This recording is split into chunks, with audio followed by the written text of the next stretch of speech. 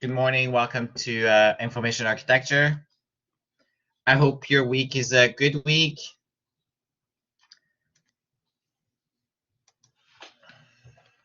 And I'm pretty positive that the semester is keeping you very busy with all the courses that you have and all the assignments. But hard work pays well. And I'm hoping that you learn a lot from all the classes so that you're very well prepared and feel confident in your next adventure or your existing role. Perhaps to enhance your knowledge when it comes to IA or UX. So, and thank you for coming to today's sessions. We are together for almost 2 hours. And today is the beginning of a new week. And exciting, we are actually moving into information architecture. So we will be looking at best practices and how do we actually go about designing or illustrating the information architecture for a new website or an existing site or a micro journey that we've selected. Perhaps we're adding to an existing IA.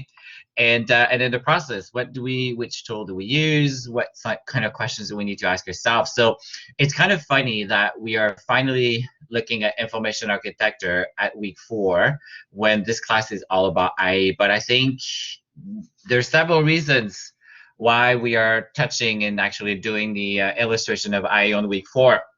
Could anybody give me a hint of why? Why did we wait to week 4 before we actually do diagrams in the information architecture? I'd love to hear from the class. You can go and chat, you can come live on audio, it's really up to you. So why did we wait to week 4 before we actually even jump into doing diagrams when it comes to information architecture?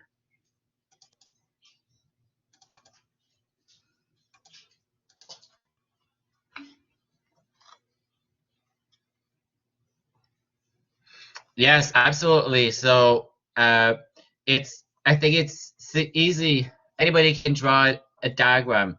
And yes, exactly. So anybody can draw a diagram. And in fact, your biggest challenge is everybody wants to draw the diagram on the board, on a whiteboard for you in a room. And then here we go. They think that the IA is done. So your challenge is going to be to just sit and then have them illustrate what they think the information architecture should be. And that's a good way in a room or on a whiteboard to get people to actually feel that they're involved and they're engaged. And it's good to have them engaged and involved in the information architecture because this is how you're going to get so much insight from them. But it's too easy also to just quick and try to draw things before we even understand what is the business really trying to do and who are the users and what are the business priorities, who are the users, what do we know about the users and what are they trying to do and why would they come to our site and what do they know about this product that we have and what do they know about our business. So there are a lot of questions that you need to ask yourself before you can actually start drawing your information architecture, and that's really, really critical. And then too often people will just jump in and without having a clear sense of what it is that we're trying as a business.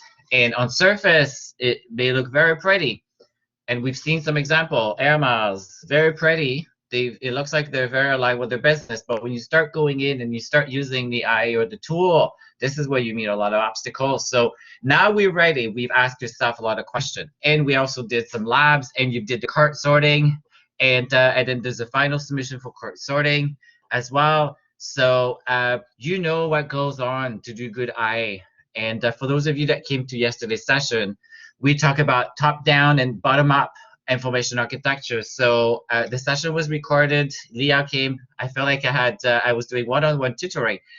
It was fun, but the session is available, and I really highly encourage you to actually be familiar with top-down and bottom-up because at some point there'll be a question about top-down and bottom-up in one of your applications on the assignment or maybe the final project, where I will ask the team or even individually to explain what top-down is and bottom-up, and then how you would use those concepts or how you would even assess bottom-up or top-down information architecture. And there's some questions that you can ask yourself. So please go through the deck. There's also a deck that I've added to the lecture or the reading for yesterday. So that was week 3. So we're in week 4.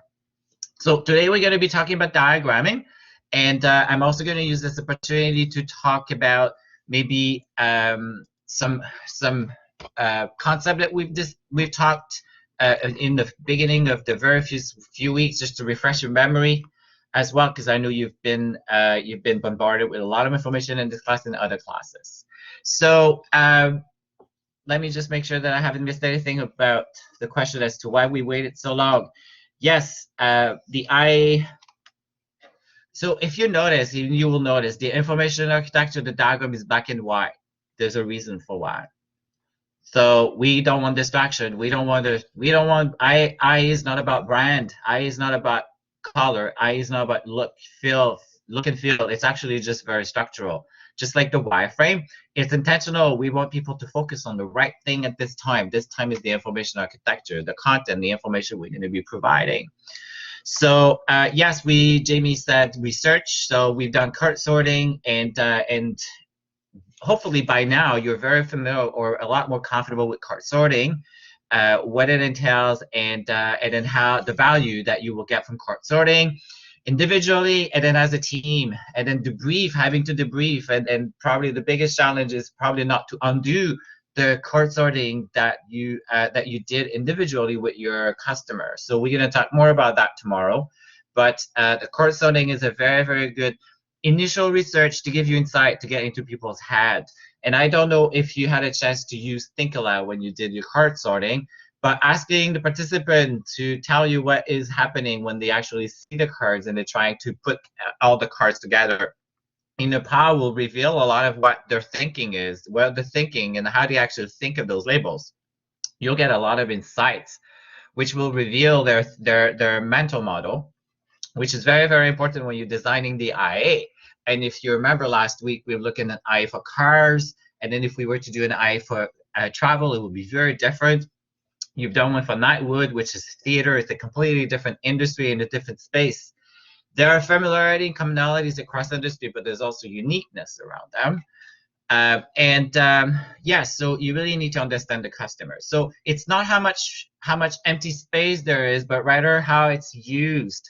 So you're going to need to make decisions about spaces and how much space and how do we want to look light or not so light. There are a lot of sites there, and I would say one of the sites that a class used about it testing, they've used Zara. I don't know if you've never seen Zara, but they're very super light, so light that it's actually very disruptive. And then when you go through the site, it's completely different than what you would see from any other retail space site. So I don't know what their intent is, but it's if you're looking for your typical routes or your typical Adidas and you go to Zara and you want to buy retail, you're very confused. So they're way too much space / trying to be cute, but it's actually very, very difficult for users to actually find anything. So when I say super light, I will show you. So let's look, and let me share my Blackboard.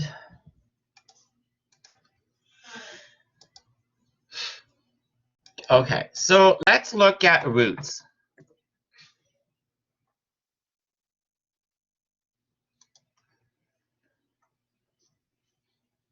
So this is Root's website, and I would say somehow typical of where you're going to have your top utility. We're going to talk more about this, but I need to share Roots as well.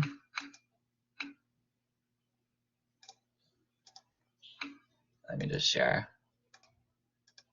Okay, so, well, before I even ask you, what would you expect to see on a retail or a clothing website? So please feel free, come voice or give me some chats. So without going to even Zara, and don't look, don't cheat. Yes, clothes, price, and then what do you see like when you come to the homepage? Let's pretend that we're starting from the homepage, so we're going top down, and I am gonna add some notions from yesterday, top down. Usually, you're going to start from the home page and the top, and then you can navigate down to the page where you are or you go. Yes, there'll be a sales section. You're gonna have clothes for men, west. You're gonna see women, cat exactly categories, items, bag, parts. Yeah, so you see, you have a very, very good sense of what you would expect and what would actually be part of their IA, their information architecture.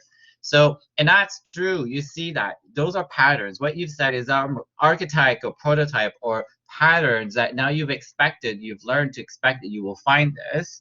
And then you will see a lot of images, right? I don't know if anybody has mentioned big banner images, very lifestyle, inspiring. Let's see, Adidas. So there are patterns.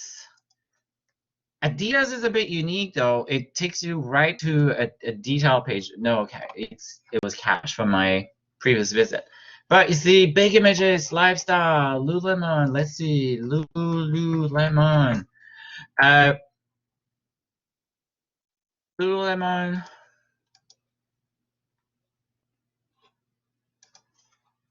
I thought I shared this.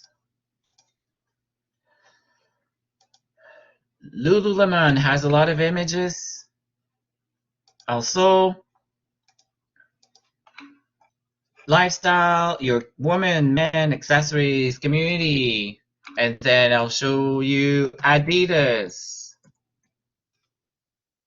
as well. So Adidas, they're common, right? They feel familiar as you go to them. And then here comes Zara.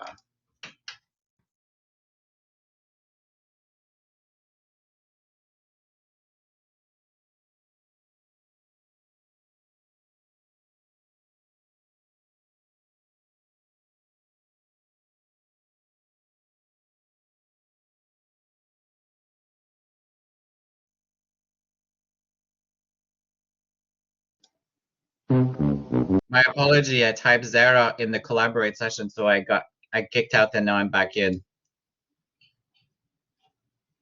Can you guys hear me? Awesome. Sorry. I typed Zara. Zara to collaborate, not to do. Okay. So let me share Zara, and you by now you have probably gone to Zara at this point on your own. But the reason why I'm mentioning Zara is actually when I was my class in usability testing used Zara for the heuristic evaluation, and then they'll be doing some usability testing on Zara. And I was shocked. I went back my back button because I actually thought the site did not load up. So this is I was very, very surprised. I was taken by surprise when I came to Zara, and then this is the site. Very, very different. It's very minimalist. So light, minimalist. That was or super light. That was my definition of what I meant by light. Yes, it is minimalist, Dana. And so to the point though that I think it's a bit too minimalist for someone who's actually trying to find some very, very critical pieces of content, like your categories at this point, right?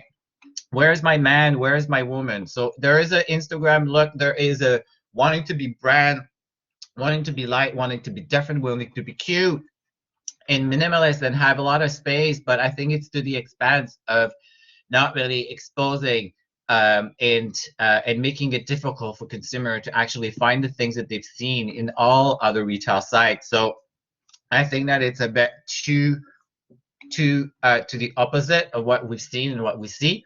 And it is probably impacting their conversion. They probably get a lot of people that actually bounce back or don't end up finding or buying. And people are coming to Zara not to be entertained. You'd come to a site because you have a specific goal. It's not like you wake up in the morning and so, I'm going to go to Zara today because I'm bored. No, I'm going to watch Netflix or I'm going to go outside and walk.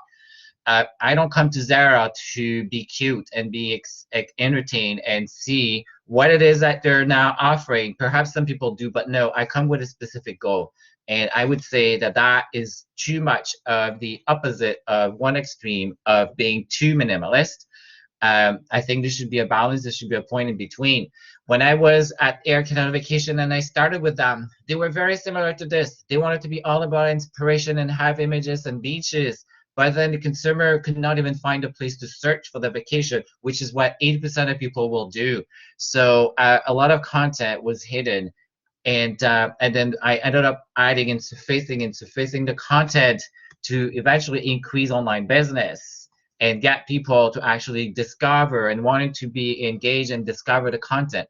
At this point with Zara, there's a risk that people actually they're just going to abandon, but they're not exposing anything to keep you and wanting you to explore and discover the content and what they have to offer. They're relying on people to actually go here. This is where you see all you women, your categories. They're encouraging you to go to help. Help has so much information and so much content. And again, people come to your site because they probably need help. They're not going to think of going help. They actually, the content under help is really critical to what you're looking for. They're user goal. They're not help. They're actually buying, returns, sales, all these things. So it's very, very, very risky as a business to go this far to one extreme. So now they have obviously they have an IA, and then this is what their business has decided to do and has chosen to do. We're not there. We don't know what it is that the rationale all behind it. And this is what you would do as a stakeholder as well to really understand. And perhaps maybe this is good. Maybe this is making sense to them, and maybe they're happy and they don't care about online sales. But we don't know. So.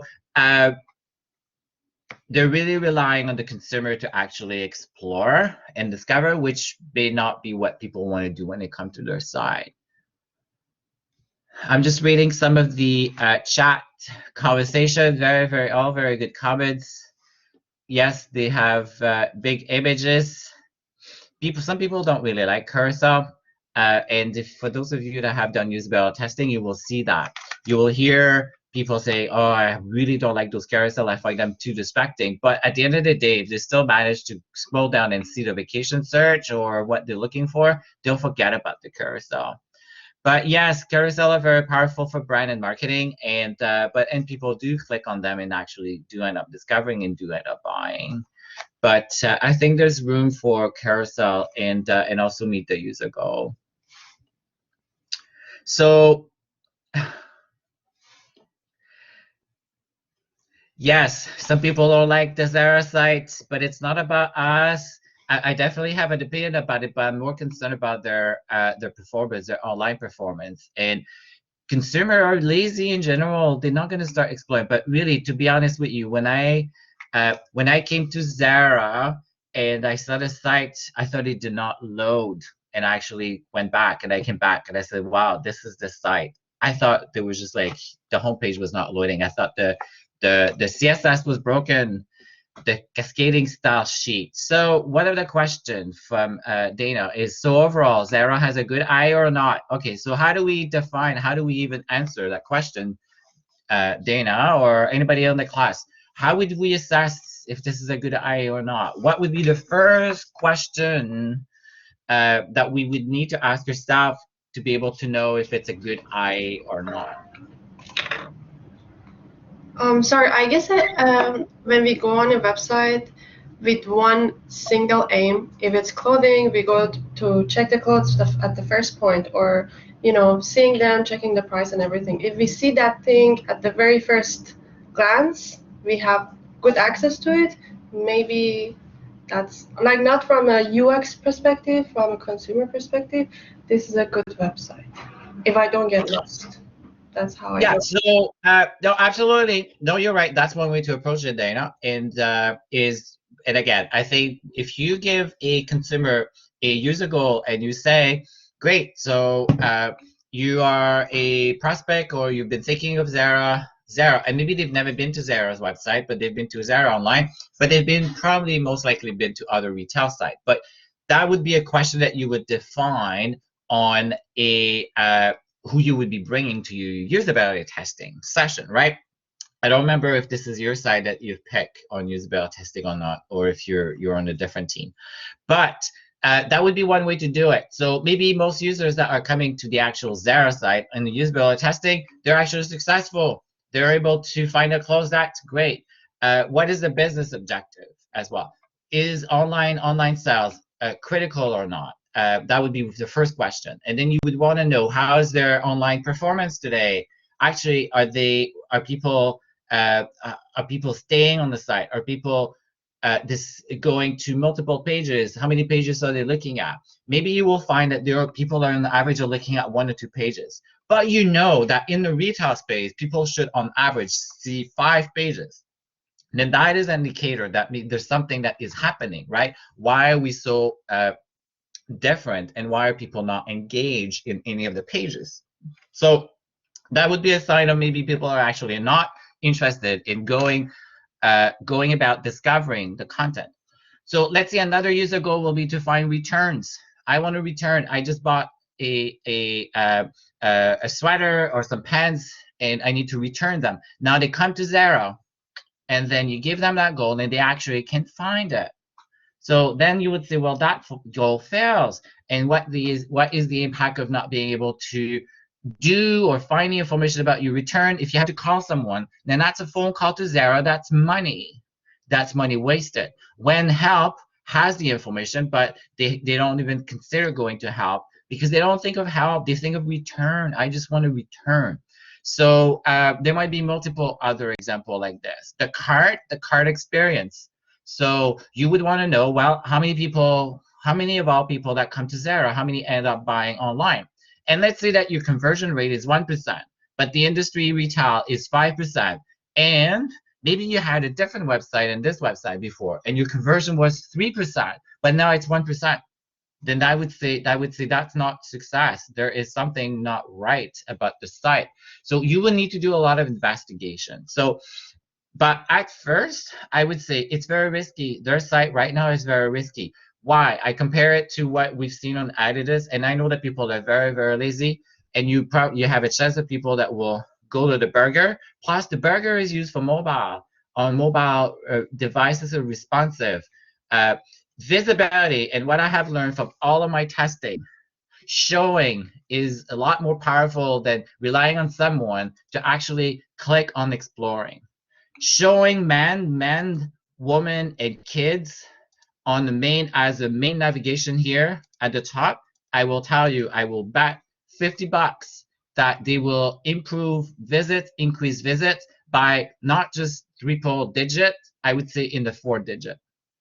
Because I know every time you expose one element on the information architecture or on the homepage, it will increase visits very, very, very significantly. And it's double, triple, 4 digit very easily. Every test that I have done, this is knowledge you will gain.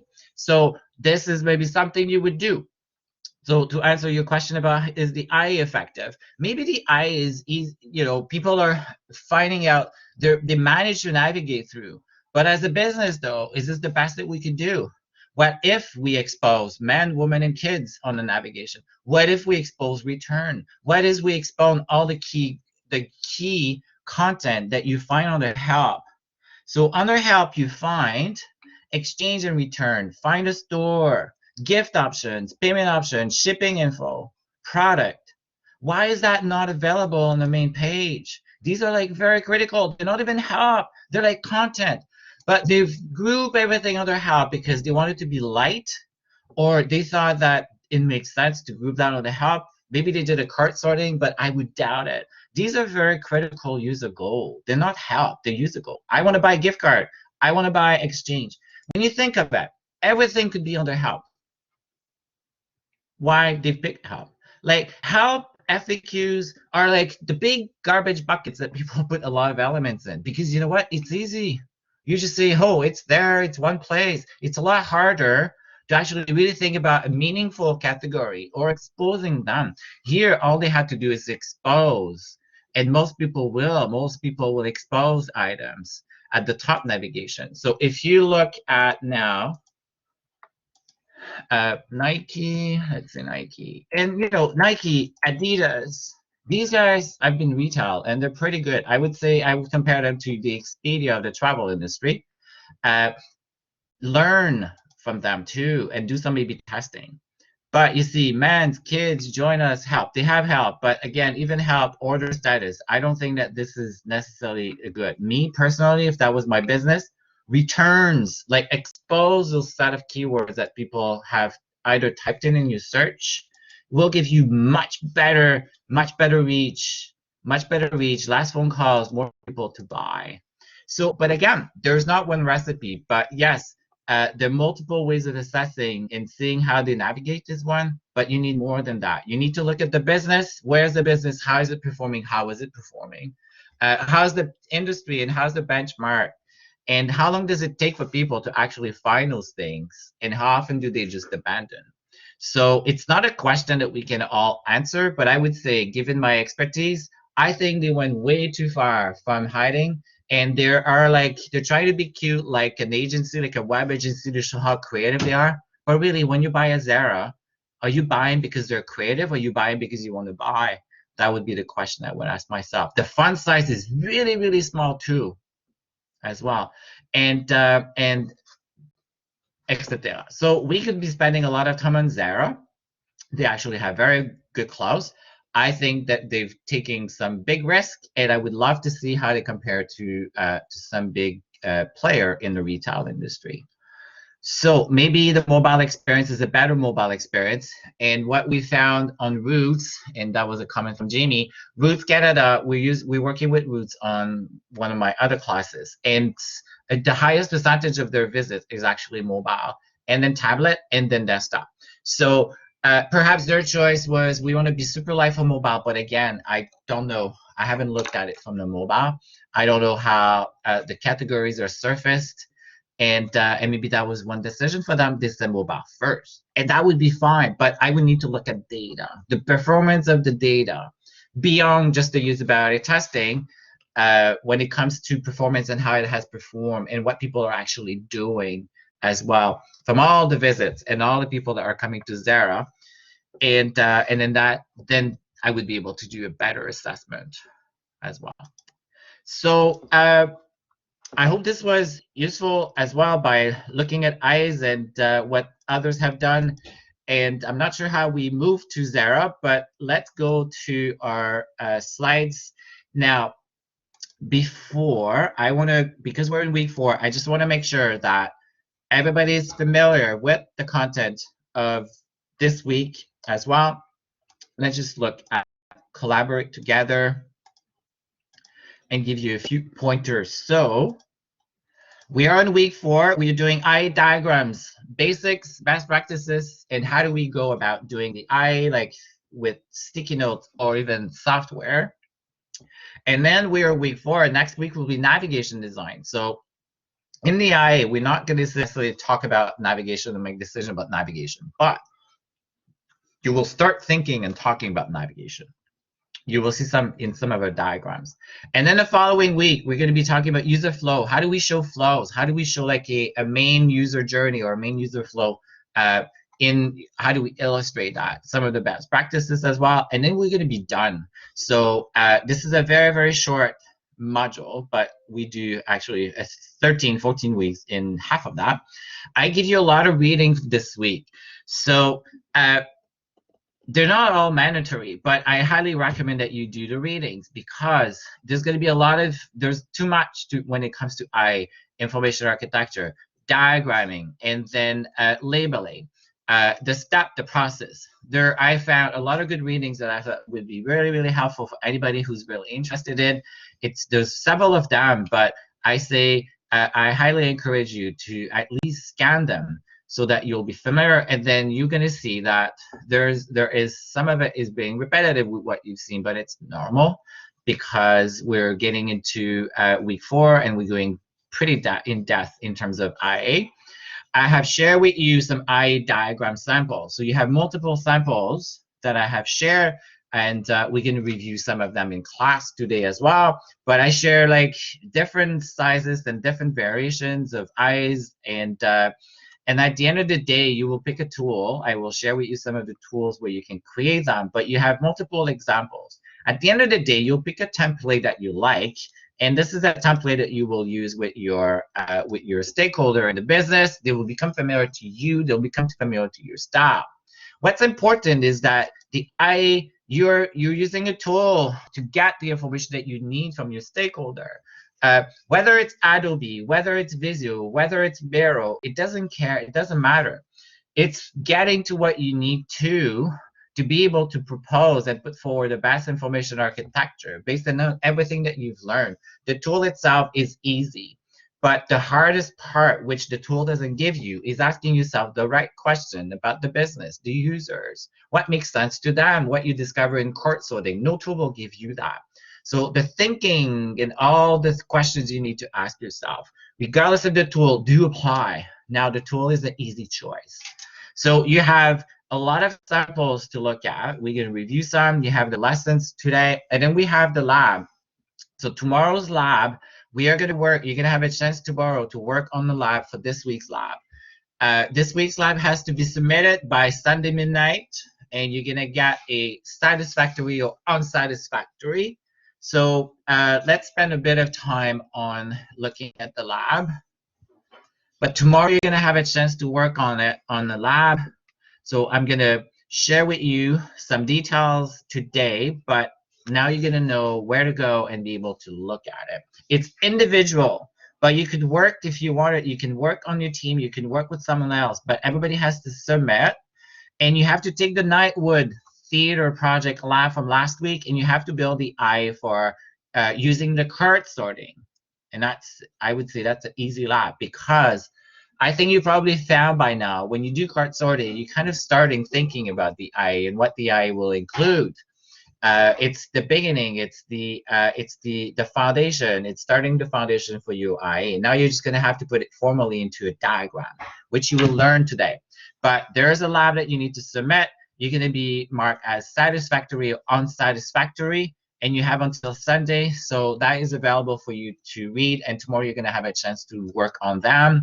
So, and thank you for last week's lab and last week's mission. I think everybody did pretty well. Now, if you got, so the way that I've been marking satisfactory, unsatisfactory, but I'm new at Humber, I have to find out how they actually really do, other teachers do it. I put 0 where it's satisfactory, and if I feel that there's a piece that was missing, and really what I have seen from the other assignment, from the assignment that you've submitted last week, is if there is no individual contribution, if I cannot see each one of your individual contribution in your team assignment, then that you will lose the point, because the reason why I do this lab too is your team, but not just your team, it's about you as a person, so I can give feedback. So if you've got -1, the chances are it's because I couldn't find your individual piece to the assignment. And last week everybody had to do their own cart sorting and then show me what their cart sorting was. That was one of the main objectives. So for this week, it's individual. So all of you have to produce your own eye diagram. You're going to use the tool that you want to use. You have to take the cart sorting, your team cart sorting, or even if you want to pick your individual cart sorting, I would say at this point it doesn't really matter to me, but maybe it's better to use the team one, because you guys have made decisions as a team on the best cart sorting that you would do for Nightwood. But make sure that you read the instructions, and then you go back to your Nightwood to refresh, remember what the categories were that you picked, and then you're going to need to illustrate that. So that is the course of the week, and then now we're going to go right into the content. Are there any questions in terms of housekeeping before we jump into eyes?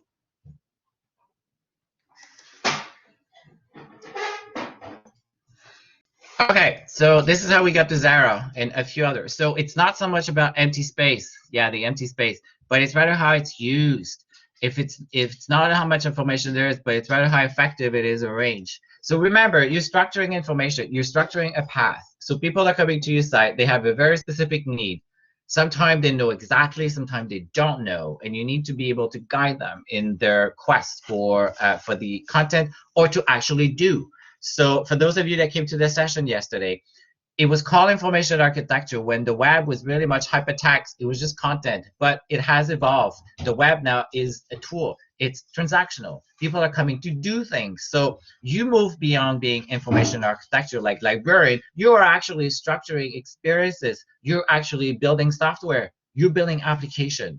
And this is why knowing how to do user flow is really critical, because you're going to need to explain to the developer or whoever's going to build the pages what is on each page and what happens when they pick and when they make options. So your scope has really, really increased in terms of from content to experiences and micro journeys, which I have mentioned.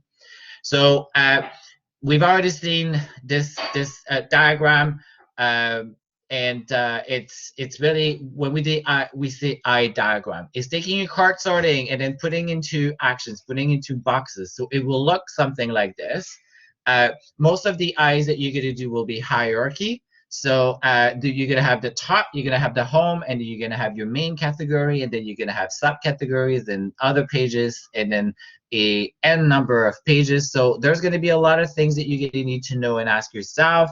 And there's going to be the notion of levels. So I don't think I've mentioned levels, but that was a slide that we had in a few other decks. So levels, there was your homepage. Level 1 is your main category. So for Nightwood or for the zoo, I think that we stop at level 1, and but it's kind of sometimes it's hard to stop at level 1 because you already kind of see like some subcategory. So if I think of theater or level 1, or view shows season, the season of what's currently playing for Nightwood, then maybe you don't have a second level. They're all going to be play 1, play 2, play 3, play 4. But maybe you're going to have man, and maybe under man, or let's say we're going to have schools for Nightwood. And then school's going to have a category for workshops. Maybe there's going to be visits. Maybe there's going to be virtual classes as well. So you're kind of now thinking about subcategories, and this has to be illustrated into your IA. So, but level 1, level 2, at the end of the day, your stakeholder, they're not going to necessarily be thinking of level 1, level 0, level 1, or level 2. They will be more interested. They will just going to be looking at labels, and then they will ask you. They'll say, "Oh, is this on the navigation?" And you'll see most likely probably going to be on the navigation. But looking at this right now, we don't know. But you need to start thinking about these. So why do we do this? Why do we even illustrate? So illustrate visually. It will illustrate the main sections, perhaps some options. When you start putting on your eyes, sign in, log in, social, search. I mean, these are not necessarily content. These are areas, or these are options. And then you're going to have obviously your main topic. This may actually be the first visual that your stakeholder or your colleagues will see. So perhaps if you're building a new site, and I would say the most recent new site that I had built or I had done the IA for was at Sunwing for weddings. They wanted to redesign their weddings website. They wanted to add more content as well. So, and we wanted to move content management platform. I don't think they had never seen an IA in information architecture, so they was pretty excited when they see it. But you will see that some people are actually having a hard time to even imagine, to be able to imagine what the sites or where these level will actually going to show. And you're going to need to do a bit of education there, but that's okay. But the IA is your very, very good tool to engage with your stakeholder as well. So you might need to do some education on them with them. And then what it will also force is to them to think more seriously about what it is that we're trying to build, what it is that we want to include on the new website. And they will have a lot of opinions, so you're going to need to manage that. But this will be an opportunity for you to also reconfirm what you've understood today. So at this point, if you think of Nightwood, you've got a client brief, you had some labels, you did the cart sorting, you're getting a bit more familiar about their site. Consumer who have done the cart sorting have on maybe what's missing or what some of the categories that they think that are missing. some content that maybe are missing, some functionality that we're missing. And I did that too when I did my own course sorting for them. So it's really the starting, the real, and this is now something tangible. Now they're looking at, they're not just thinking about what they've seen in other places, but now this is going to be theirs. And then you can start getting agreement on the core content. And but then what you have to do is you have to keep in mind that there'll be probably going to be some changes that will be made when you're doing the IA. But your goal is when you do this diagram, you want to get to a place where everybody's going to sign off. And this is going to be the information architecture. And that means that's going to be the structure. This is going to be the content you're going to be dealing with for this site. At least the main topic, the main area of the site. And your goal should be to minimize changes coming forward, but that will come, but you have to be prepared. But typically you can expect 2 to 3 rounds of information architecture. So you're going to do a first draft, and you're going to learn how to do that today and tomorrow in the lab. And then you're going to be showing it. Then that will spark a lot of discussions, and people will say, oh, we forgot about this. What about this? And I would say at the beginning, on your very, very first conversation, or the first time you present the AI, you probably want to, set the expectation that it's not final. This is not final. The labels are not final. So that they don't think that they have to spend a lot of time on deciding and really doing all of the research, or that we all need to agree on the label today, because that will probably extend the time, the amount of time that you're going to need for the IA. But you want to give them a chance to at least know that what they see now is definitely just a draft. It's the first version. It will evolve. But at some point, though, we're going to need to get agreement on the final state. But we don't have to agree on labels today. The order that you may have put the items may also change, but you need to be able to explain why you may have picked certain order in your IAs, and we'll talk some more in details of this. And then, as I said, typically the IA is going to be very hierarchical, and then it's going to be like the tree that we've seen from your top, from your level 0 to level 1, level 2. And then there are multiple tools that you can choose to do your IA. You pick one that you're comfortable. Maybe perhaps your business already use Adobe, use Visio, use any other one. And I would say at the very, very first draft that you do, sticky notes still work very well. I've done IAs with sticky note on the board, on my glass, I had a wall glass. I would use them in the whiteboard too. I would use the sticky notes. I'm very visual. I need to see things. So, and mind you, I'm digital, but I still like to have my little paper, my little notebook. But I find Miro very good too, or any whiteboard tool that has sticky work well. But you have to start from somewhere. I would say learn in this class where we say, well, avoid talking about content, features, avoid having too much details. That is true early on for the AI, because the more details you're going to bring in, then there's going to be more discussions or more rooms for people to feel that they have to make decisions, and there's some details that will be left for later. So you don't really, when you do the IA, you're just thinking about navigation. Main topic, main navigation, main areas, main section. You don't think about the experience at a page level. You don't think about the buttons. It's too early to think about buttons. But at some point, these details will need to come, but the IA is not the right place. You want to move on. The IA is your foundation. You want to move on so you can go to that, to those experiences and then more detail level. And you need to know your main audience as well. So we've learned designing an IA for sport fans is different than designing an IA for someone who's going to a theater. Designing the IA for a school who's going to a theater is different than designing the IA for you and I, who just wants to know the show, or for the artist. So we all have different goals and different needs that we're trying to fulfill. We all have to see that there's something for us, and then we can find it, and in the order that the business actually wants to put the emphasis on. So when you think of your Nightwood site or cart sorting that you've done and what the business is trying to do, the business is really trying to do donate. They survive with donations. So donation has to be clearly and probably very, very prominent on your navigation, on your IA. I would say IA. So I would say you need to have something that would says donate or support us, but then support to me could mean volunteer, and then you will see that in your cart sorting. But you will make choices. Maybe donate will be next to home. maybe then you'll have what's playing or our current show, and maybe you'll see the lawyer show. Then maybe you're going to see last will be your rental theater, because the business is this not the core focus, but for someone who wants to rent, they make good money, then perhaps maybe you don't want to see that option. But I will start with your micro journey, or perhaps you're designing a completely new website. So in my case at weddings for Sunwing, it was a complete redesign. So it's not a micro journey, it was actually a complete redesign. But when you go each sections, and when you're going to go through design the experience and the user experience, then you're going to need to think of micro journey. And when I say micro journey, it could be buying a piece of clothes. It could be looking for returns. It could be buying an air only. It could be buying a vacation. It could be canceling a vacation. These are journeys, these are experiences you need to think, but you need to start from where is that option available in my IA?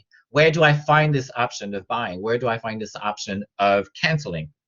Now, if you think of Zara, you have to go to the burger menu and then go to man or woman and then pick a category. There's nothing even that speaks about sales. If you're looking for sales, you already have to go to somewhere to click to reveal it. And I would say that's probably my biggest fear. What is a business priority as well? So what are the top products that the business wants to put? You will see that in all eyes, there are sometimes just a product on the navigation that could actually just be on the products, but they've actually chose to surface it. And this you will see across, and that is just a business decision. Sometimes they want to put their best product at the top. So at Sunwing, all-inclusive vacations was our top products. But it was also found on the products in other areas of the site. But you sometimes going to have decisions you will make that you will bring a product, or you'll bring a product category very, very highly at the level 1 in your navigation. And then the user goals, we talk about the court sorting finding. So if you were lucky enough to do court sorting has to be the beginning of your IA, and perhaps you're going to have a sense of features as well. So when I did my Nightwood, I've listed some features that I thought that I would actually expect on the Nightwood, and that was part of your assessment too. If I didn't feel, or I couldn't find your features, your list of your own brainstorm about with the user and the user goals and the user feature. Mind you, I think I give you all the user and the user feature in the brief. I think I've used the brief, but it was the master brief, so I think the answer was already there. So that's okay. I was really interested about your eye and your brainstorm. If I didn't see your brainstorm, I didn't see where you came out with a list of content or your list of features or whatever you decide to call them on your own based on what you know from software, then this is also how you would have lost points. So the client gives you a list of content and buckets and labels to work with, but you will find that the participants or yourself will feel that there's some options or some content missing from what you've seen from other sites as well. So for example, with Nightwood, I think for me, there was nothing about group rates or senior rates or matinee. Matinee is a big thing in theater, right? So I can go and see a show at 1 p.m. and but that was not a piece of content in the Nightwood, and that would be a gap, an example of something that I would expect that Nightwood is not offering, and then I would probably suggest it to them. So it's going to be hard for you not to even think of content of features. Now with the IA, you want to stay away from putting features because it gets too detailed and too specific, and you're going to have a hard time to get approval because people will get caught up in the detail. It would be as if you were trying to bring branding and color to your eye and having marketing in the room and try to get approval in the eye on the structure when they're actually focusing on brand. So it would be difficult. That's a bit of the intent here with content versus feature. What the user can actually see, like what are they going to see? Mind you, login, I would put login in the IA because it's part of what I call the utility navigation, the utility bar, whatever. And you will define your own terminology. But what you have to do is you have to be consistent and know the difference between a product, your navigation versus login, or versus placing an order. But you may want to place an order as well so that you start capturing and you start showing. But I would say when someone click on place order, then I would not show that on my IA. But again, so we're teaching you a certain way to simplify it, but you will make decisions as you go further and you get more expertise on how advanced can you do UI, but you're going to need to manage your stakeholder. But you should really be focusing on what people will see, the navigation and the label, as close as possible to what the consumer has given you in labels. And then do your research and your benchmark to see if that's really the best label. There's a full article on labeling that you should use. And then obviously, if you're going to have headings, you're going to put the headings.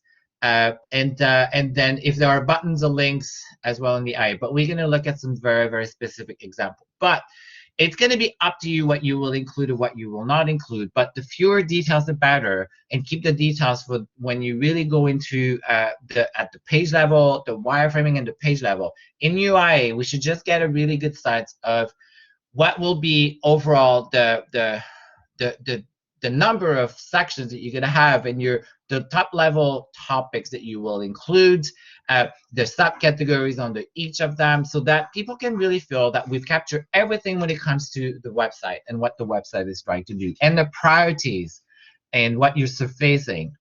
The boxes that you're going to show top level, obviously, are going to be seen on the web from the homepage and probably on all. They're going to be made consistent if they're part of your navigation, which most likely will happen as well, except for Zara. But you will decide of your own convention. For the assignment I gave specifically, you're going to need to do top level 1 and level 2. Like, you're going to have category and subcategory, and that's where you're going to stop. But if you do Nightwood and you want to show me that it's going to be a wish list, you'll have a cart that you're going to have a login or a sign up, and you choose to put that into your I will not penalize you. If anything, I'll be happy to see it, because I know that you've been thinking now about these elements and where you would probably position them into your IA.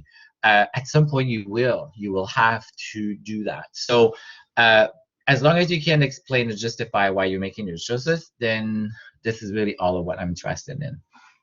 Are there any questions so far? We have a lot. There are a lot of decks in this particular today's lessons, but we're not going to go through all of them. But if there are any questions as we go, please feel free to ask. Okay, so we're moving from cart sorting. So you've done the cart sorting for Nightwood. We're moving from cart sorting now. What you're going to need to do is you have to make sure that you preserve what you've learned in your cart sorting, because you've involved people, you've involved participants. So your biggest challenge will be to make sure that suddenly you don't end up completely ignoring what you found in the cart sorting. So now you have all this insight that you have all done when you've done your cart sorting for Nightwood. You came as a team and you said, this is what we think the best cart sorting will be for Nightwood. You have to preserve some of that into your eye. So your main groupings should be aligned with what you found in the cart sorting, obviously. And then if the participant were kind enough to even give you a hint or what some of the labels will be, then you can start those labels for how they've categorized or labels these positive cards for your initial IA and draft. And then, but you have the flexibility to maybe also change some of the labels based on maybe what you've seen for the competition. The end goal of cart sorting is not necessarily to rely on customer to tell you what the label should be, because you're going to find time it's not necessarily the best label.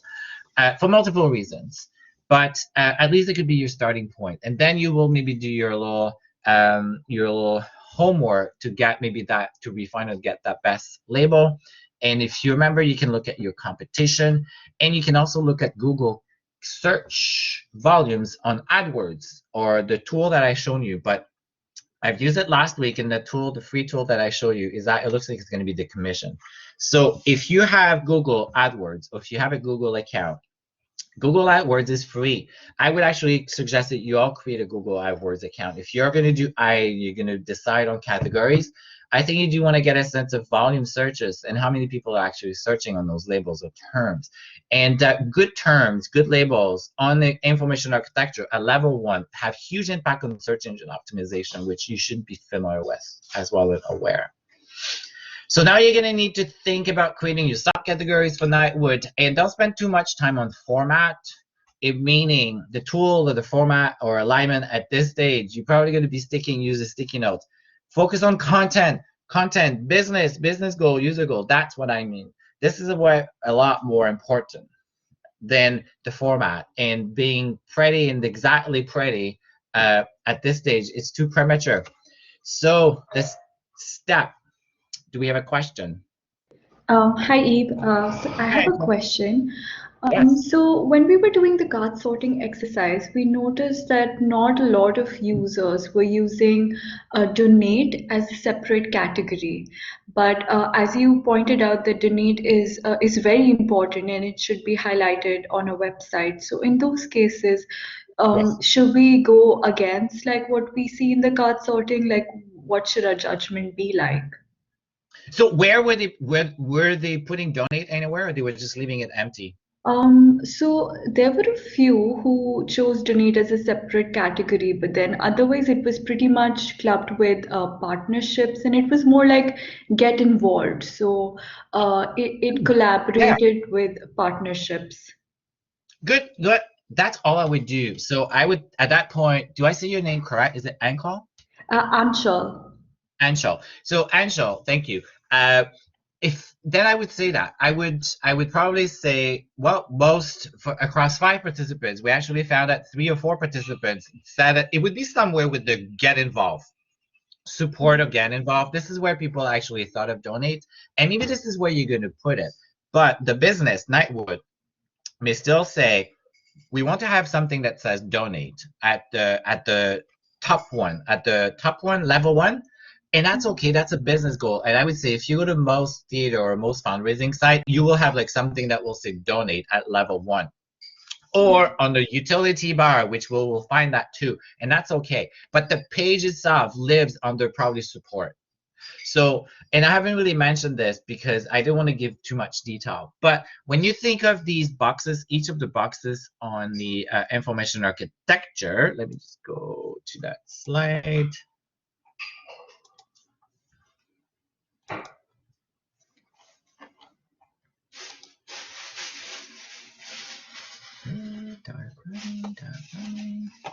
Just gonna go. So each of those boxes are a page. They have a unique page. They have a unique URL. And then home obviously has probably, let's say, Nightwood Theater.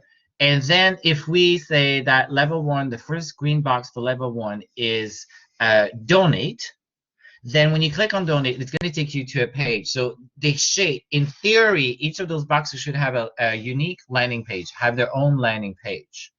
But maybe you're not going to call it donate. Maybe it's going to get support or get involved, whatever. And then you're going to have one of the subcategory will be donate. And then donate will have its own page too. But I would just do what you've done now. I would capture that people will put it under donate, get support, and then maybe you're going to end up with a category called get support, and donate will be one of your subcategory, and it will be the first subcategory. Or maybe you're gonna say, Angel, we know donate is very important. We're gonna have a section called donate, and then the subcategory, then that section will have other subcategory: donate, volunteer, invest, whatsoever. You just need to just be able to explain or articulate why you would go in one direction and why you will go to the other direction. I would say the likelihood that Nightwood will say we want to have donate as a top level one is probably very high. But there's no right wrong answer. But your competition will also going to help you to make that decision as well. Is that helping? You have Yes. flexibility as long as you can explain, but it has to live somewhere. Donate has to live somewhere. At this point, from what you've told me, it looks like it will leave under get involved. Yeah. But you can still have a call to action or something that actually takes them to donate from your level one as well. Okay. Thank you so much.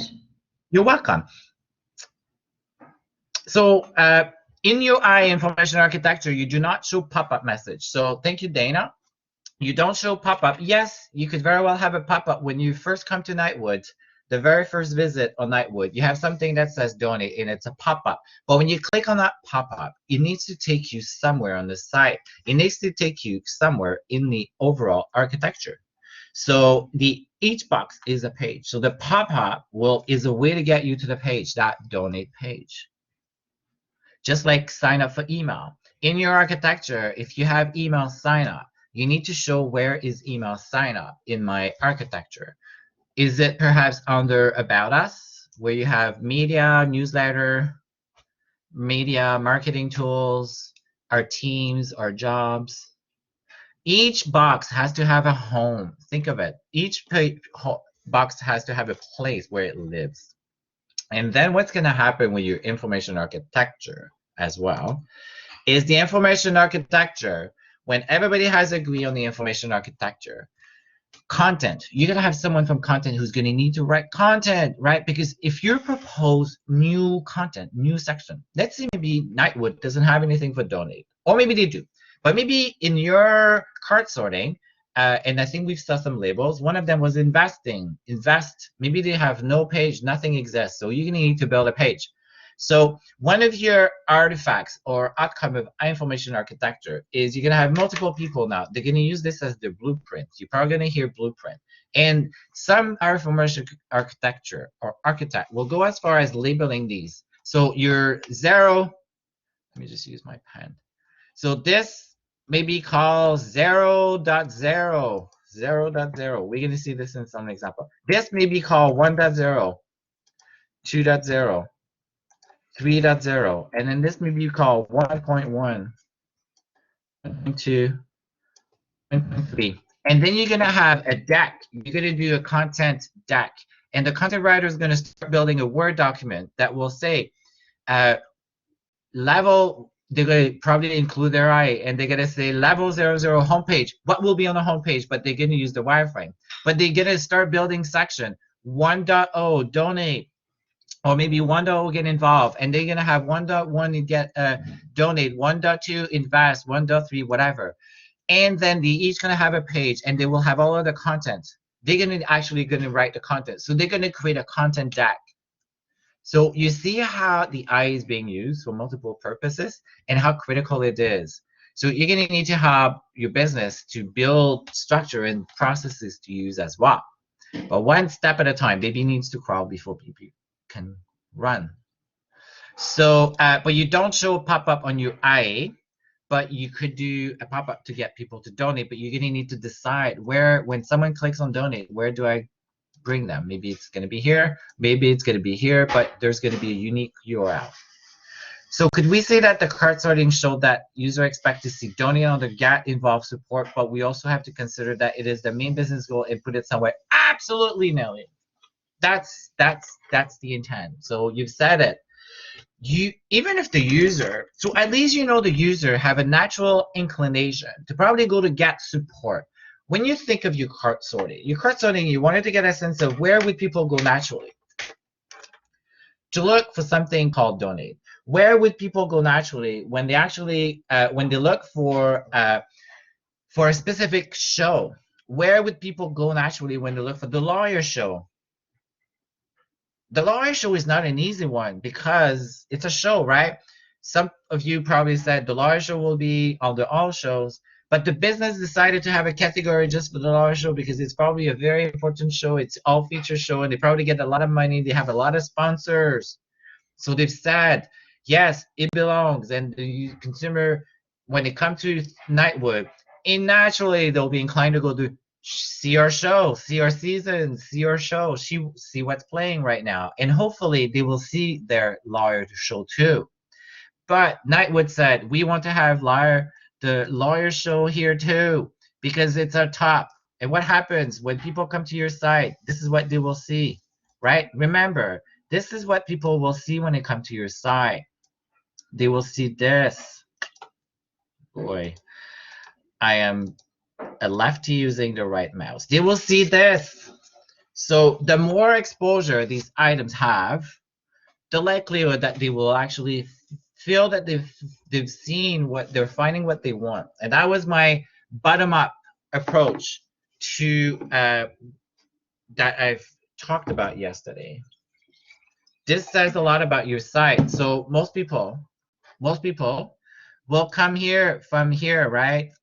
From search, they will do Google search. They will look for maybe, they will say, that's not what I wanted to do. So they're going to land here. and I did say 70% of the time,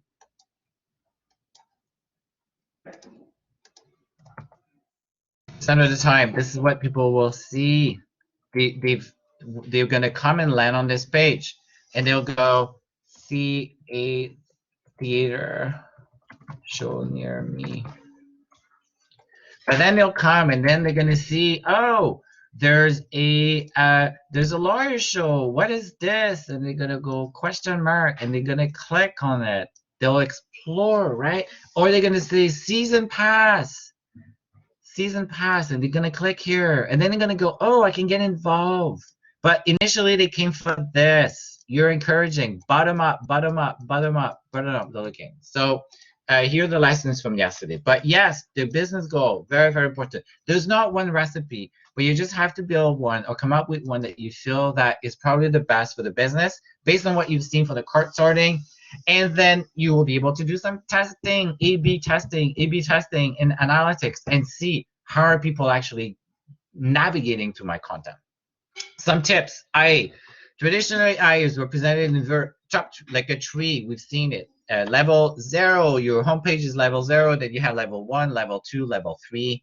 You have multiple tools. We've already talked about know your audience. So we've been here, microjourney. Okay, content features. How to develop an IE. Are there any questions? Okay, we're going to do it. Use sticky notes, I said. I would start with these sticky notes. I'm very paper. I would use sticky notes. Don't forget about your business priorities. So here you would know. Donate is important. Obviously, Nightwood wants people to buy tickets and they want to buy season pass. Season pass. Tickets. Donate. And then the rest is probably very accessory to that. That's what the business cares. So you already know that these items are very, very important. And hopefully in the cart sorting, people have grouped a lot of your items under one of these. Then you have the other items that you're going to need to make decisions as well. But I think the sooner you show Nightwood, donate, buy tickets, see what's playing, and the happier they'll be. And then the rest, they're probably going to leave you alone. Then the user, what the user have actually piled together, then you're going to try to stick to that. And then that's going to be the start and the foundation of your IA. So you're going to need now to think about your subcategory as well. You're going to need to start thinking about your subcategory. And then you can start thinking of the order that you actually want to put them on your tree. And then, let me just go back.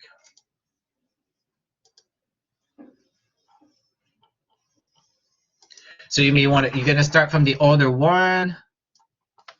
So obviously this is 1, 2, 3, 4, 2. But this is probably your most important, your second most important, your third. Maybe you're going to have 4, right?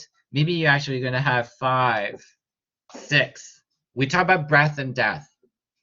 The more you have here, the better, because you give them more. Remember, the person who's coming here are going to see this. They're going to have a higher chance to actually find. And then it's called recognition, right? Recognition.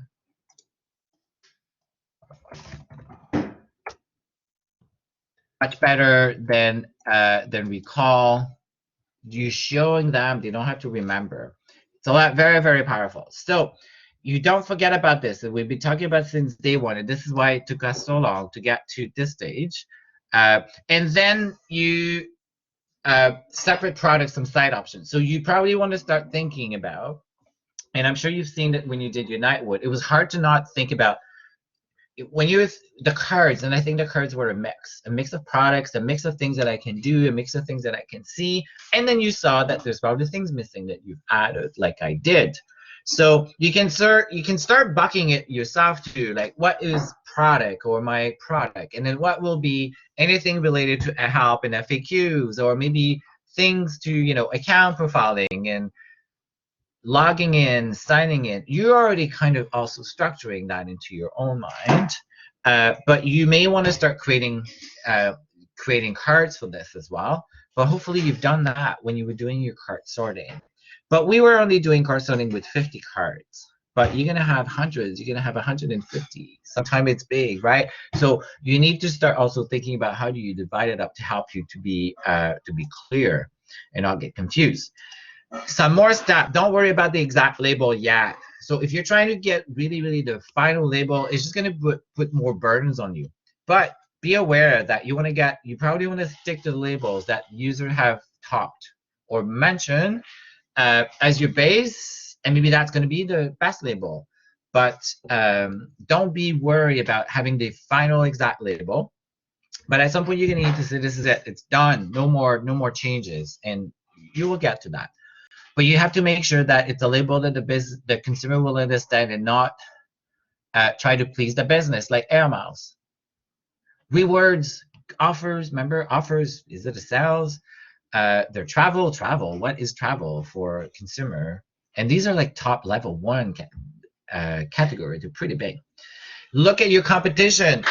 Look at what they do. And if you came to my class yesterday, Leona had a lot of fun on the Adidas. There's one label on Adidas. It was just, I was obsessed with that label at Adidas, just like I was obsessed with Zara earlier. Let me share with you, because I think we had fun. If you haven't seen the session, I think you're gonna have a little bit of fun there. At least Leah and I had fun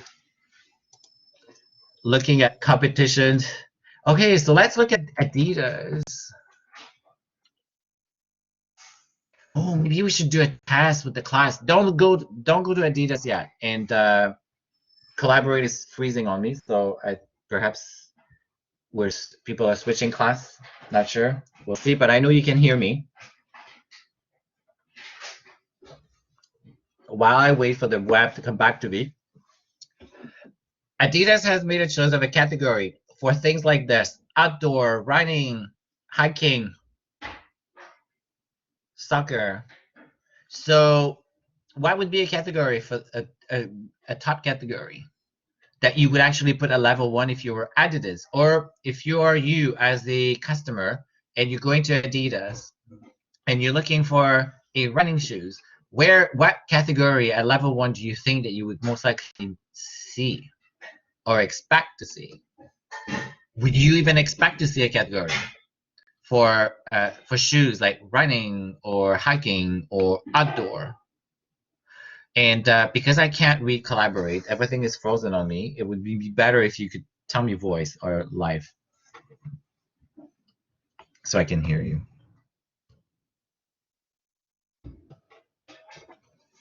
Do we have anybody? Or perhaps you guys can't even hear me. No, we hear you. Okay, anybody wants to guess? What would be a category for outdoor, running, sports, soccer, hiking?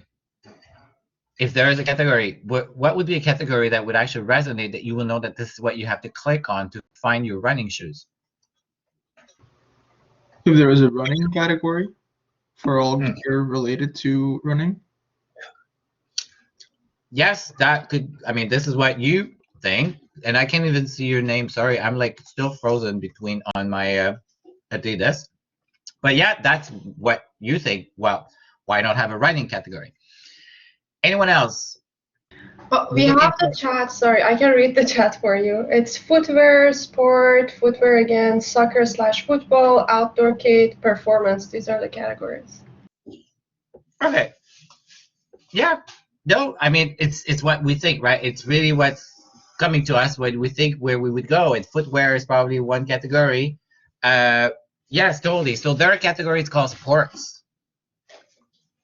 So I would be very surprised to see how sport or a usable testing or in a cart sorting, how sport would actually, if it would be a category or something that the consumer that come to Adidas would actually be even thinking that this is where they would be expected to find those category. I think I will have to close down and Collaborate and come back. So stay there, don't move, I will come back.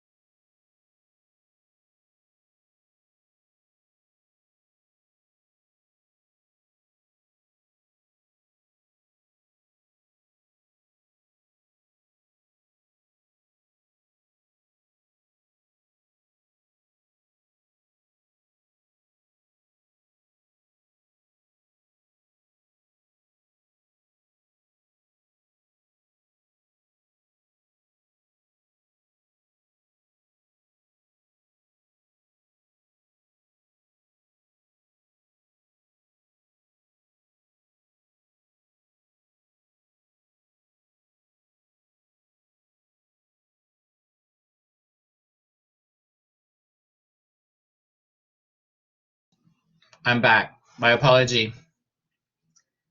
It happens at every class, especially Wednesdays, not Tuesday. I taught all day yesterday. I had no issue. I think there were more students online on Tuesdays, on Wednesdays.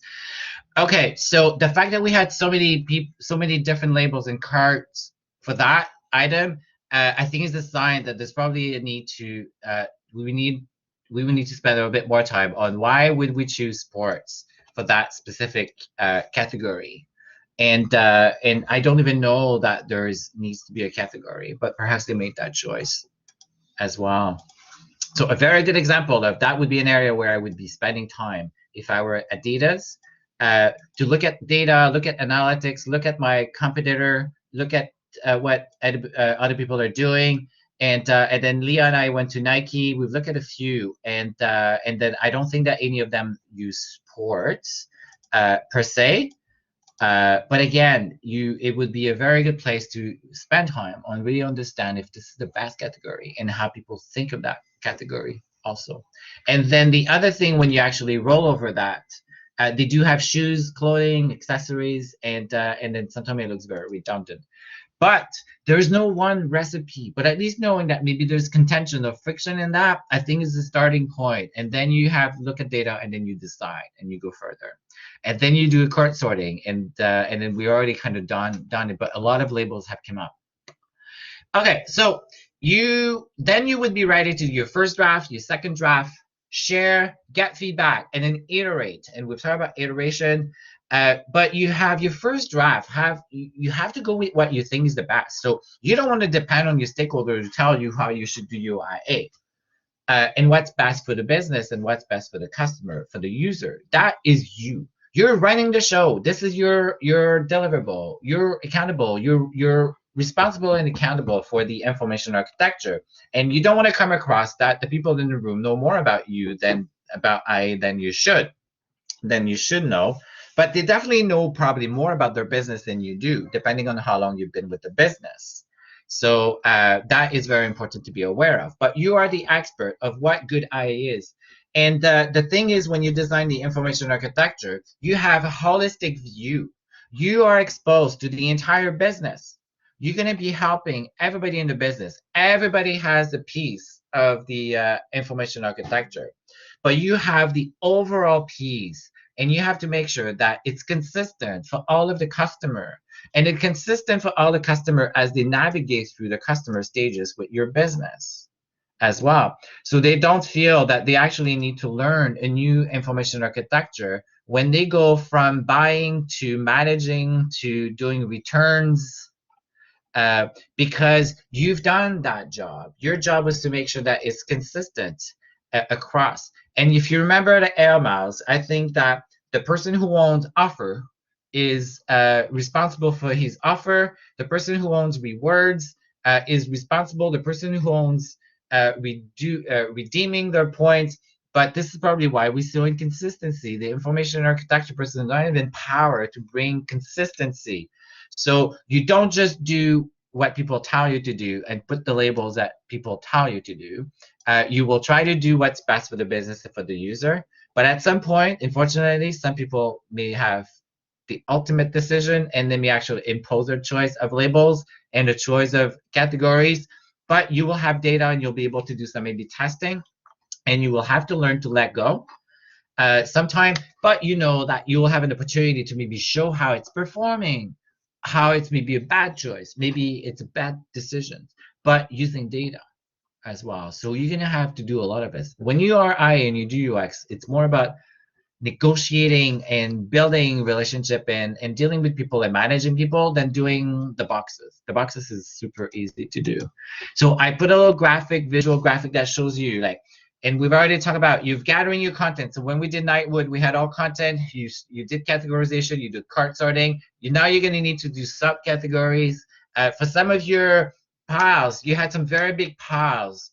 For some of the classes, you had, and I can think of the pile where we had media, in the news, jobs, blogs, about us, about the team. That's a big pile. So you're obviously going to have subcategory in that pile.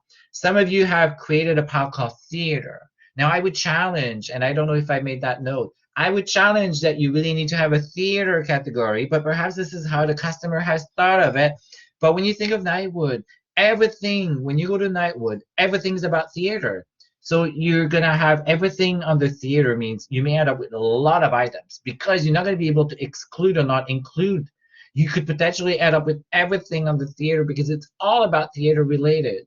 If you think of an FAQ, I said a lot of people will put jam a lot of things in FAQ that actually should not be in FAQ, should be by itself because it's such a big, it's matching an important user goal, but they've put it on the FAQ. The same thing with help. If you look at the help sections on some of the sites that we've looked, they have like super important items like looking your order, tracking your order. This is not help. This is a user goal. But they've jammed it there because they don't want to have anything cluttering. But now the user is left with, where is this? They have to, it's like there's a game for that. I forgot the name of the game. Where you drive and you have to find clues, or you're walking in the city and you find the clues. Sometimes that's how it feels when you're trying to find. That is bad eye. So you're gonna have to revise, and be patient. Yeah, treasure hunt. Thank you, Jeff. That's exactly okay. Geocaching could be Joe. Yeah, it's scavenger hunt. Thank you.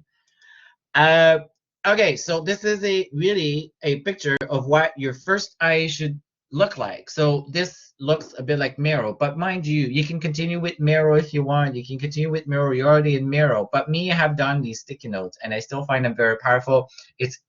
Especially if you're in a teams and you're at work. It's just a good way to get people engaged, and the people love to even put things on the sticky note as well. And that almost becomes a cart sorting, but you just have to be careful not to undo the cart sorting if you've done one. But they can still be fun to use or Miro and you've used. But really, at the end of the day, it's going to be your own choice of the tool. And then what I want to do with you is I want to show you how I would actually start thinking of my IA. And this is my own little exercise of Nightwood. And I want to do some Think Cloud and show you if I were doing Nightwood information architecture, which is the lab for this week that you each one have to do. But that was my own.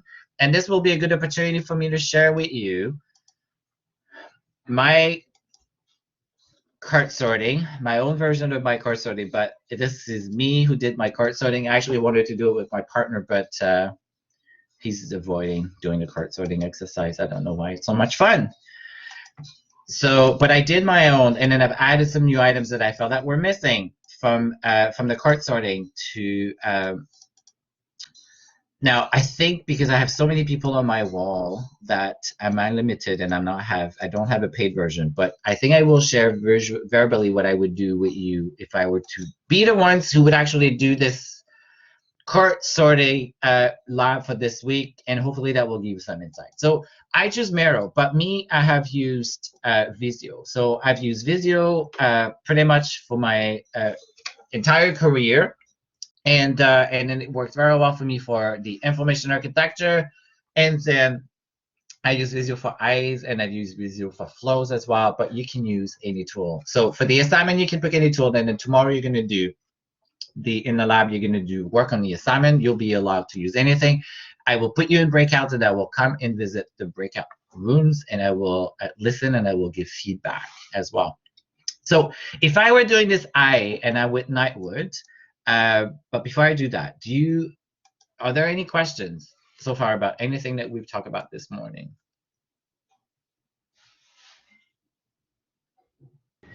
Sorry, about the assignment, are we at the very last step, are we reflecting what our participants want and think about the architecture, and we just reflect that as our final result?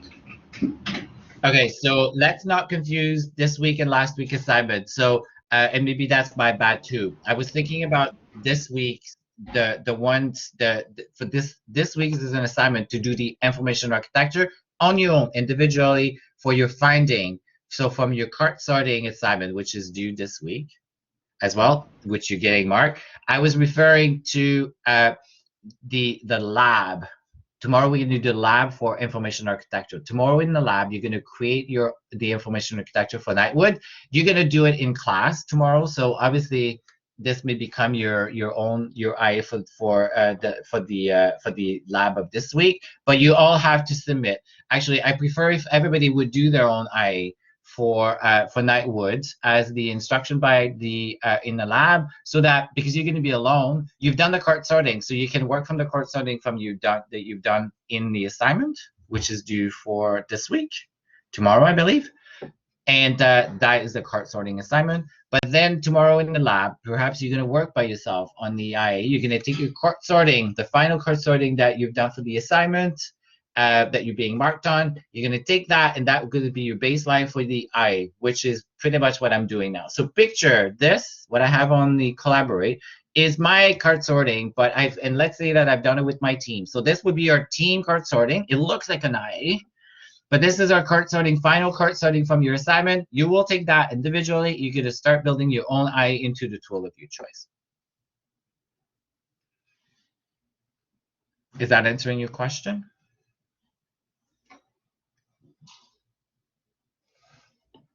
Yes, thank you. Okay, so this is let's pretend that this was my assignment. And in fact, I said, I want everybody to submit the cart sorting assignment using this format. So this is what maybe a team or one of your team has submitted to me, to the teacher, of your final cart sorting from your team for your assignment. And then now we're in week 4, and we know that we have a lab assignment, which will be to do an IA, individually do an IA. So you would take this cart sorting, and then you would give me a IA information architecture. Perhaps you're going to use Miro if you want. Then I'm going to share with you how I would go about if I were to do the one that I was doing the IA for my lab this week. Now, Miro has blocked me, so I don't think I can do anything with this particular one. But let's see if I can use. So I would definitely start with home. So I would have a box that would say home. Can I move anything? I can move. Oh my God, I don't know how to. Let's see if I can delete something from Miro. But I don't want to delete anything from anybody modified by. I'm afraid of deleting. That will end up deleting someone's work. So, yeah, let's see if I can duplicate it. Copy board link, copy board, make board private, delete, duplicate. Okay, so let's see if I can duplicate more feature. You have overboards limit. You see if we plan to use if you duplicate in the copy book a cart sorting template. Yeah, I don't want to do anything. Because I don't want to delete anything. I like your recommendation, Jeff, but I'm a bit nervous. But here's what I will do. So I will think loud and with you what I would do so that you get a good sense based on what we've done this morning. So if I were alone and I was able to play and have the boxes on Nightwood, I would actually start by putting my box here for, I would put a box of home. I would probably start drafting my home, just have a box home. And then I would start thinking about what do I think will be some of my main top category for Nightwood. So buying tickets and passes is definitely a top category. So is that the final label, not label? No, but I would keep buy tickets and passes. Playing now. Well, people want to come. One of the reasons I would say that most people are coming to Nightwood and maybe they're searching is what is playing next to me? What is playing near me? A theater near me, a show theater near me, right? So, and maybe I'm buying keywords on Nightwood and then those specific keywords, and I'm actually bringing people to that specific landing page or my website, maybe just the homepage, or maybe I'm bringing them to that section. Playing is a very high level, very, very key goal. And we've learned that from a user goal, right? The user goal, so let's just reflash yourself. Well, the business, sell tickets, find donator, find talent, and help the community. So I know that these are my very, very important business goals. That if I start with my business goal, then I will go here and I will say which ones are about selling tickets, or which one will help selling tickets. Buying tickets will, definitely. Playing now, it will too, because when people see what's playing and they're excited and maybe this is a topic that they want, then they're going to buy tickets. So donate, absolutely. So at least those three, there's going to be probably room, but on the level one. And so I keep them as is. Our story, who we are, our theater. I think it's probably an important. Is this a business, like one of the business goal? Maybe not. Maybe it helps though people to actually make a decision about donating or not. So there's a good chance that we may have something for our story. But when you think of it, our story could also be about us. It's the same, right? Our story about us. They're redundant at this point, but I have no final decision. I would probably leave in. Join our community. So I don't think join our community was one of the label, but it's in purple because I felt that maybe there's going to be something where we just say join a community. It's action based, action verb. It's one of the business goals to get people involved. So maybe there will be a category for join our community. Artists. We have one of our user is artists, anything to do artists. So in terms of user type, I have spectators, so you, myself, viewing shows, buying tickets, buying passes, finding the address. So these are my goals. So donators, educator, artists is one of the main audiences. Because we're in theater and artists is a big part of our products and what we do, maybe there will be a category for artists as well. And I didn't have subcategories there, but maybe there's going to be items. But join a community, I think, is an important one. Or story I would keep. Workshops. So when I did some competitive review, I saw that some theater, Broadway theater, had workshops. And maybe workshops can be where the school will find that there's something for them.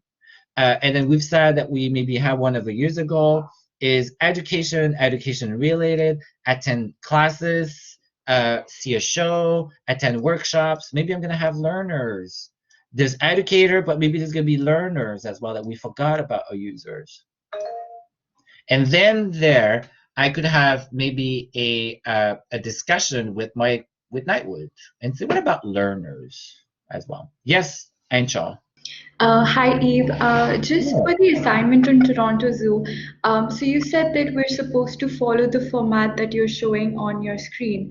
So, Yes. for the first part, we just have to categorize the people who visit the zoo often.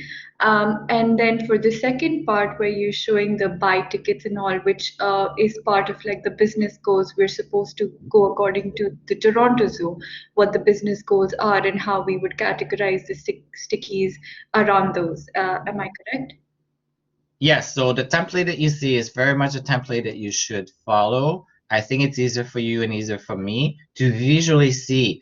But the brief, you take the Toronto Zoo brief, and then the goals are mentioned, or you can invent some of the goals if you feel. But I think their business goals are mentioned, and then they talk about some of the user, what would be some of the user.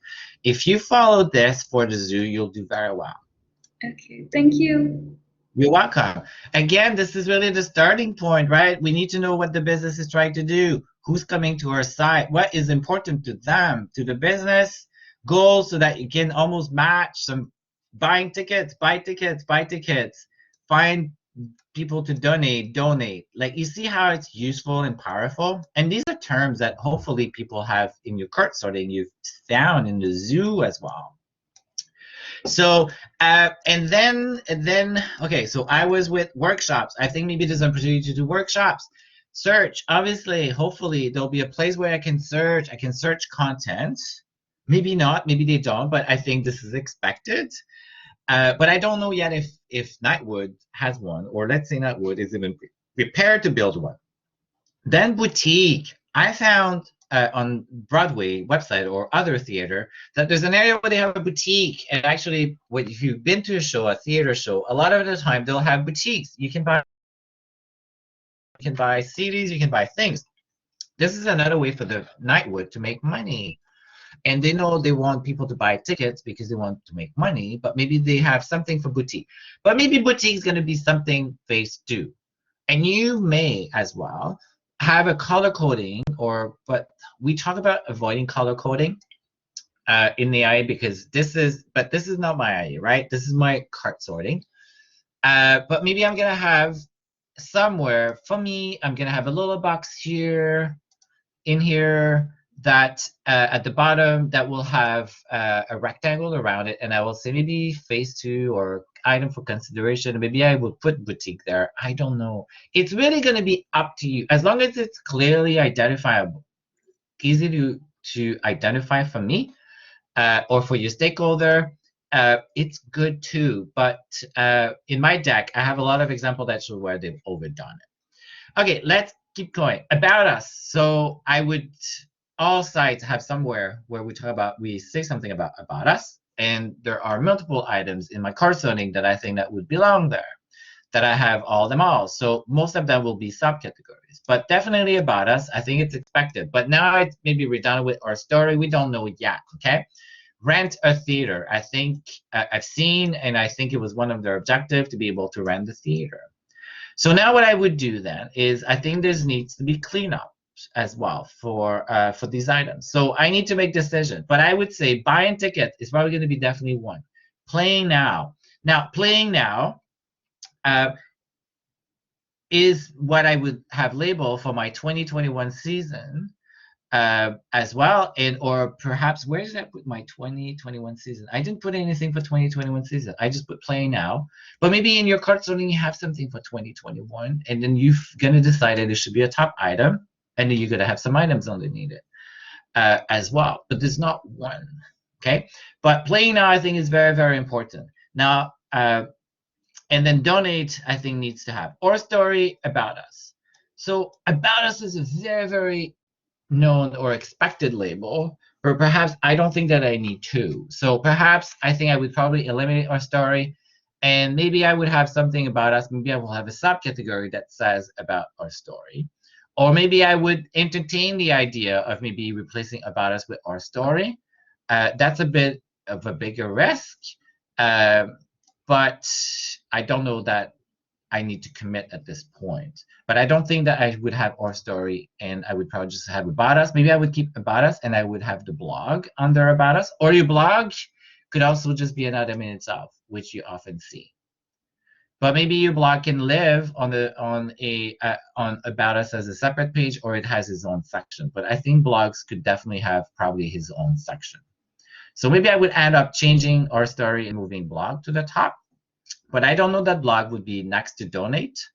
It would maybe be closer to the search or boutique or about us as well. Then join a community. I think in join a community is an important one because they want people to feel that they're part of a community. And then my subcategories may be volunteer, email sign up, maybe under join a community as well, or maybe it's going to leave under about us. I don't think that one or the other is as bad, but maybe I'm going to have an email sign up link on my footer navigation, but that we're going to talk later. But this is where my email sign up may actually also live. The page may live under join the community. Then our artists, maybe there's going to be more items for artists, but at this point I didn't have anything that talks about our artists specifically. Then the workshop and events, I think I would probably maintain. Events, this is where I have maybe my corporate events, my school trips, my acting classes. Then there needs to be a search. So we need to illustrate. I would include search because it's a key functionality. It's a feature, but I think it's an important thing to show on the sitemap at this point so that we can at least have a conversation around search or no search. And boutique, I would keep. So I would say at this point, my top navigation, it would probably be not top navigation. So you see how it's how easy to see navigation, but my top level one would most likely look like this. And I would probably I have everything in purple to show that these are new items, and then at some point I'm going to move them all to yellow because it's easier when everything is all one. Because if you have different colors, someone's going to look at your eye and think, "What does this mean?" But really, it just means it doesn't exist. But you may want to put a little star in your initial draft or initial conversation with your stakeholder and say, we have these items, we know we have no content, we've never discussed them, what do you think? And this has become a discussion point. Maybe you're going to learn things. This could be your first draft if you wanted. You could have exactly this conversation with them and say, our story, we thought maybe about us, but I really think it's redundant. We could try our story instead of about us, but most people are used to this. See what they think, what they feel, but at least you're giving recommendation, but you're showing that you're in control and it's still your deliverable, but you're involving them. So because I use Miro, it looks very similar to an IA, but it's definitely close to what maybe my first draft would be. So that is what you will do in your lab tomorrow, and then this week's assignment is taking you Nightwood cart sorting and doing your first or doing an IA of what you think will be the best based on what you know and what you've seen from the business. So I don't know if this is useful or not, but I'd like to hear feedback or hear questions, and you just have to go and do. That's really the key. But know why you're doing certain things and why you're making decisions. So any questions about eyes and diagram? This is not final, obviously. You need to have arrows. There's arrows, and there are a lot more examples. But I think we could probably need to continue on the deck tomorrow, because there are more elements. We have to look at some examples as well of goods or bads. But I would really encourage you between now and then, if you can, if you have done the assignment, if you're done with the assignment that is due, the zoo assignment, then go through the reading. There are 75 slides. It's a big deck for this week. But there's a lot of it, I think, is on your own, and you'll understand very quickly. But really, it's taking a pen and sticky notes, and then by doing that, you will get better at it. But there are multiple examples of eyes. You see my boxes. So now I could probably take my Miro and then start having these in my boxes and my links as well. So this is example, and this is what UI will need to look like. So and then we've learned about Miro, how I can do copy paste, but you've already done the cart sorting, so you already have something that is closer to what I have shown you. Because you've done the cart sorting, that you just have to start putting in the more formal boxes.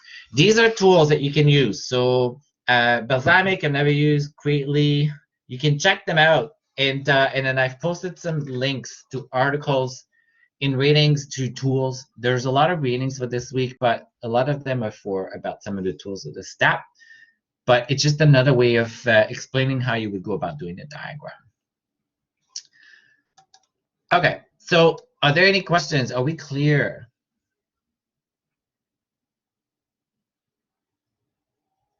So tomorrow, the intent will have to, for each one of you to work on the lab. So work on coming up with your own IA, using a tool of your choice. So maybe what you want to do is, if you're not familiar with any tools, then think about a tool. Miro might be the tool that you want to use, and maybe Miro is sufficient at this point. And Miro has a template. So in my deck, I put a link. Miro has a template for information architecture. So I think I provided the link. If not, just search for information architecture template in Miro, and that could be your foundation, and that's where you're going to start tomorrow. And then what I'm going to do is I'm going to put you to breakouts, and then you'll be able to, I'll be able to come and help and answer any questions as well. The most difficult part was to get to this point, really putting boxes, but it's still, you're forced to think about what happened in the card, what is the business, and then doing it by doing. So it's 12:30. Enjoy the rest of your afternoon, and I can be around if there are more questions. Don't forget about submitting the zoo assignment, and then we'll see you tomorrow for the lab.